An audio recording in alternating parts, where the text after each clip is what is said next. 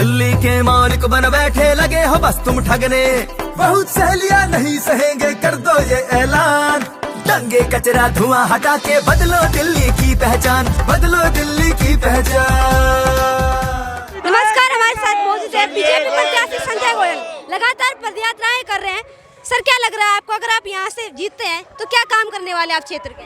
देखिए, सबसे पहले तो यहाँ की लिए स्वच्छ जल, जो यहाँ लोगों को गंदा पानी मिलता है पीने के लिए, जिससे बीमारियाँ होती हैं, जैसे लीवर की प्रॉब्लम है, टाइफाइड है या अन्य बीमारियाँ जो पेट से होती हैं, इस दूषित जल की वजह से सबसे पहले तो स्वच्छ जल देना मेरी प्राथमिकता रहेगी।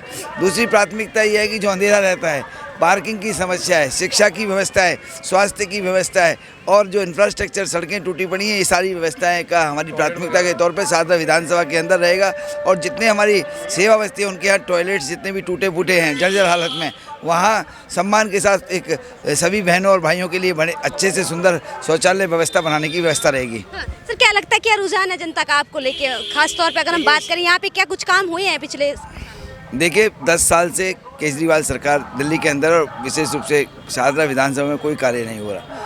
अब पहले केजरीवाल कहते थे एमसीडी भी हमें दे दो, अब एमसीडी की मेयर भी उनकी है, मुख्यमंत्री भी उनकी है और दोनों ही नदारद हैं इस क्षेत्र से। कूड़े की और सफाई की व्यवस्था इतनी जर्जर हालत में है, स्टाफ नहीं है, स्टाफ के साथ साथ में जो सड़कें हैं वो टूटी पड़ी हैं और पानी की व्यवस्था जो है बहुत ख़राब है, दूषित जल आता है जिससे पेट की बीमारी होती है, जिससे टाइफाइड और लीवर किडनी जैसी प्रॉब्लम्स आती हैं लोगों को और परेशानी रहती है। दूसरी बात यह है कि शिक्षा व्यवस्था में एक एक कक्षा के अंदर यहीं शारदा विधानसभा के विद्यालयों के अंदर, चाहे बाबूराम हो, चाहे चड्डा स्कूल हो, चाहे विवेक विहार का मंगल पांडे स्कूल हो या सीमापुरी के स्कूल से, सब में एक एक कक्षा में 70 से 80 बच्चे पढ़ रहे हैं। ये शिक्षा व्यवस्था बहुत इनकी ख़राब है और हमारी माननीय मोदी जी के नेतृत्व में जो हमारा कल संकल्प पत्र 2 विजन आया है, उसमें हमने केजी से लेकर पीजी तक के विद्यार्थियों के जो मेधावी छात्र हैं उनकी फ्री एजुकेशन की बात की है। और क्योंकि विकसित भारत 2047 में बनना तय है, इसलिए हमारा युवा यदि शिक्षित होगा तो देश आगे बढ़ेगा। इसलिए हमने सारी सुख सुविधाएँ युवाओं के बेस करते हुए हमारा संकल्प पत्र है। हमारा एक अंतिम सवाल होगा सर, अगर आप यहाँ पे अगर चयनित होते हैं, यहाँ के विधायक बनते हैं, तो क्या अलग विजन रहने वाला आपका यहाँ पे जो मौजूदा सरकार नहीं कर पाई, वो क्या अलग चीज़ें जो बेसिक सुविधाएं उसको छोड़ के?